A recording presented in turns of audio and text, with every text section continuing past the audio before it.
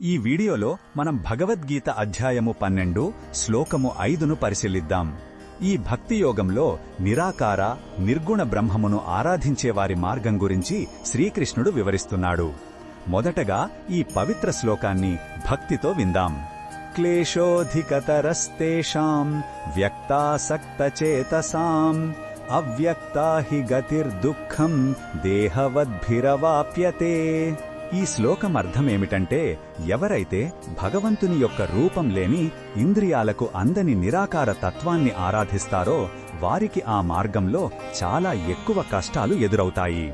ఎందుకంటే దేహాభిమానం ఉన్న జీవులకు, అంటే మనలాంటి వారికి ఆకారం లేని దానిపై మనస్సును నిలపడం చాలా దుఃఖంతో కూడుకున్నది మరియు అత్యంత కఠినమైనది.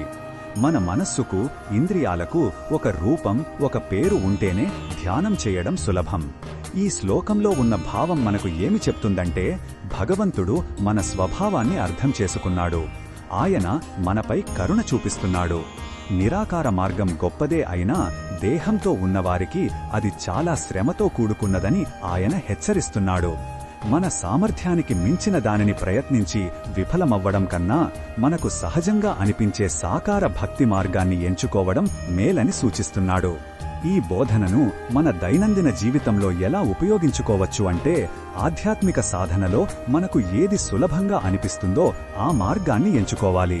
కొందరికి విగ్రహారాధన, మరికొందరికి భజనలు, ఇంకొందరికి దైవం యొక్క లీలలను వినడం ఇష్టం. మన మనస్సు దేనిపై సులభంగా లగ్నమవుతుందో ఆ పద్ధతిని అనుసరించడం వల్ల సాధనలో పురోగతి ఉంటుంది. మనకు సరిపడని కఠినమైన మార్గాన్ని ఎంచుకుని నిరాశ చెందకూడదు. మరిన్ని భగవద్గీత శ్లోకాల అర్థాన్ని తెలుసుకోవాలంటే మా తదుపరి వీడియోలను తప్పకుండా చూడండి.